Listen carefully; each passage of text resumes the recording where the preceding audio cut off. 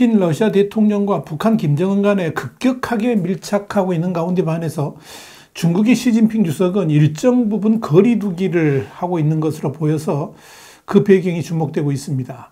이는 이 북중러 정상회담 등의 삼국 밀착을 향한 급가속 페달을 밟지는 않을 것으로 보인다는 점에서 관심이 모아집니다. 중국이 이 북중러 대 한미일 구도를 기피하는 이유가 무엇인지 Y타임스가 파헤쳐봤습니다. 지금 시작합니다.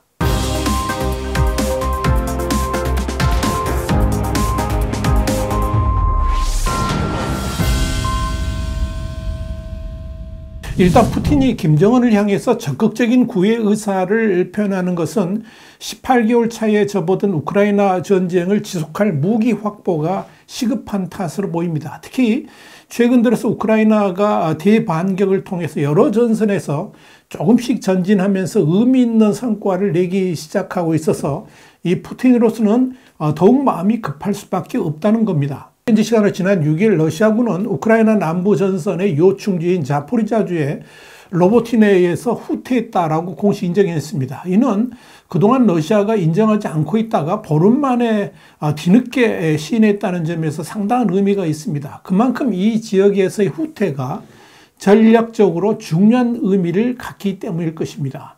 우크라이나군은 이 로보티네에 이어서 인근 베르보베 그리고 토크마크를 되찾고 남쪽 아조의 해안까지 진격함으로써 2014년 러시아에 강제 병합됐던 크림반도와 러시아 본토를 잇는 육상 통로를 차단한다는 전략을 세우고 강력하게 밀어붙이고 있습니다. 문제는 이 우크라이나의 대공세를 막을 방법이 러시아에게는 별로 없다는 데 있습니다.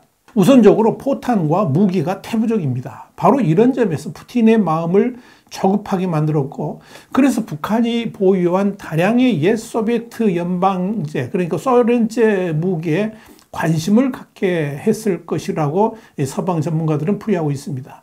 이와 관련해서 USA 투데이는 이전 수십 년간 러시아와 북한은 결별과 재결합을 반복하는 복잡한 관계를 이어왔지만 이들이 그 어느 때보다 더 가까운 동맹을 구축 중이라는 징후가 있다 그러면서 푸틴은 우크라이나와 관련한 도움이 필요하고 북한은 영내에 영향력 있는 동맹이 있어야 한다는 점이 이에 일부 이유가 됐다, 이렇게 해석을 했습니다. 백악관 국가안보회의의 에이드리언 왓슨 대변인도 성명을 통해서 앞서 미국 정부가 공개적으로 경고했듯이 러시아와 북한의 무기 협상이 활발히 진전되고 있다 그러면서 결국 쇼이구 장관의 7월 방북은 북한이 러시아의 포탄을 판매하도록 설득하기 위한 것이었다라고 말했습니다.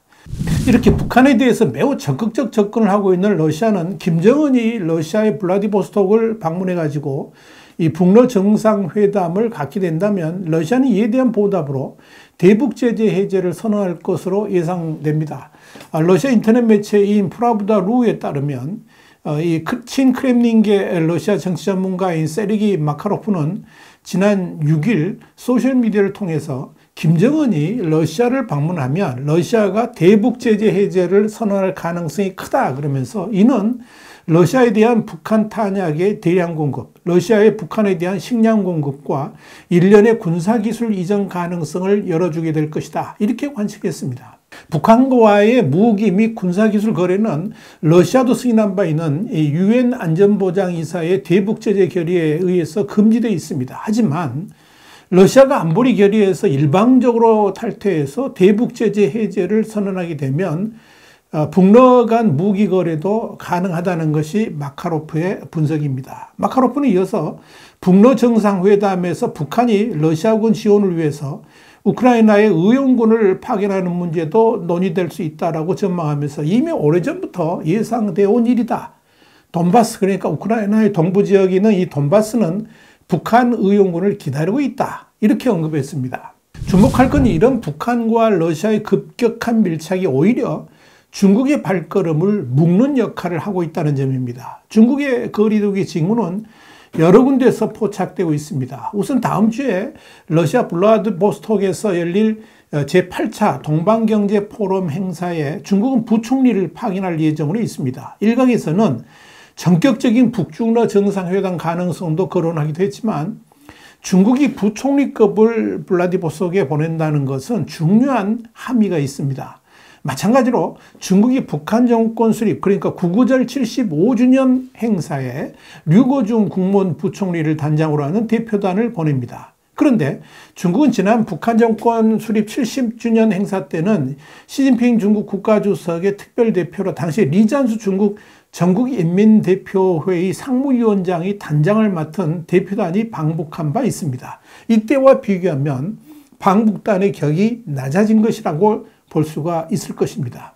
중국이 러시아의 동방포럼이라든지 북한의 구구절 행사에 그렇게 의미 있는 인사를 보내지 않는다는 것은 중국 나름대로 중요한 정치적 암시가 담겨 있다고 볼 수 있습니다. 이는 우선적으로 서방 진영에서 흔히 판단하듯이 북중러 대 한미일의 냉전적 대결 구도가 형성되는 것에 대해서 그렇게 탐탁지 않게 여긴다는 것이고, 동시에 중국이 북한과 지나치게 밀착하는 모습도 썩 좋은 그림이 아니라고 판단하고 있다는 것입니다. 이번 김정은과 푸틴 간의 만남의 핵심 주제는 북한의 무기를 러시아에 판매하는 것입니다. 그리고 러시아의 핵미사일과 관련된 기술의 제공도 논의될 겁니다.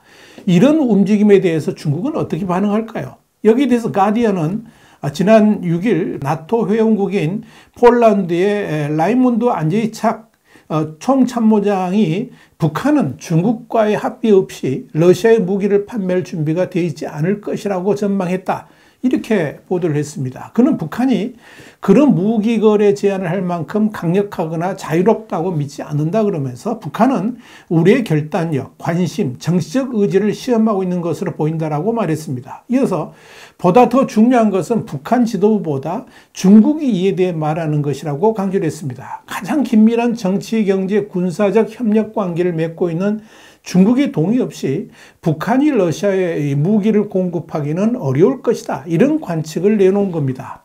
물론 이 안제이착 총참모장의 전망이 전적으로 옳다고는 할 수는 없을 겁니다. 북한은 중국과의 관계를 매우 중시하면서도 경우에 따라서는 시진핑의 요청까지도 무시하고 일방적으로 질주할 때가 있기 때문에 그렇습니다. 특히 지금과 같이 북한이 식량난으로 어려운 지경에 처해 있고 전 세계와 고립되어 있는 상황에서 러시아의 손길을 중국이 반대한다고 해서 거부하지는 못할 것이라는 겁니다. 그렇기 때문에 이 중국의 부정적 태도에도 불구하고 김정은은 러시아에 무기를 수출할 가능성이 상당히 높다, 저는 그렇게 판단합니다. 물론 이 경우에 중국과의 소원한 관계 형성은 각오를 해야 될 것입니다. 중국이 구구절 75주년 행사에 부총리급을 보낸다는 것 자체가 북한의 최근 행태에 대해서 별로 기분이 좋지 않다는 것을 표현하고 있다, 이렇게 봐도 무방할 것입니다. 분명한 것은 중국은 북한의 러시아에 대한 무기 판매를 탐탁지 않게 생각한다는 것입니다.